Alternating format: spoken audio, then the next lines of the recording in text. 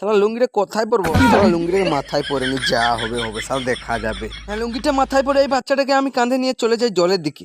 শরীরটার চেয়ে জলটা আমাকে টানছে, জলের দিকে ঝাঁপ মারতেই না জল আমাকে পুরো ভিগিয়ে দিল। হ্যাঁ, জলে নামতে নেই নামতে একটা কুমির আমার উপরে উঠে যায়। তারপরে আমি আলী বাবার 40 গুহা দেখতে পেয়ে ওইখানে ঢুকে জলের উপরে খেলা করতে লেগে যায়। ও মাই গড, কি দারুণ! সালা এইখানে তো একটা জ্যান্ত শিব বাবা বসে আছে রে। ও বাবা, এখানে তো জ্যান্ত শিব বাবা বসে আছে। হ্যাঁ, শিব বাবাকে দেখতে দেখতে স্লিপিংকে চলে আসি স্লিপ করতে। ফাইনালি উপর থেকে তোমাদেরকে দেখাচ্ছি ওয়াটার পার্কটা কি সুন্দর দেখতে।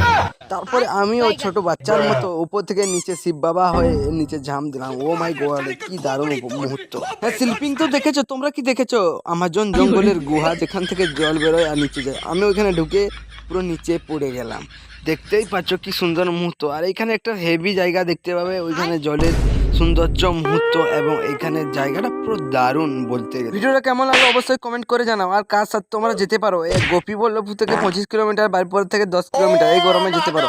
আর তোমার বন্ধুকে শেয়ার করো, যে বন্ধুর সাথে তোমরা ঘুরতে যাবে, কি গার্লফ্রেন্ডের সাথে ঘুরতে যাবে দেউলি ওয়াটার পার্ক। টাটা।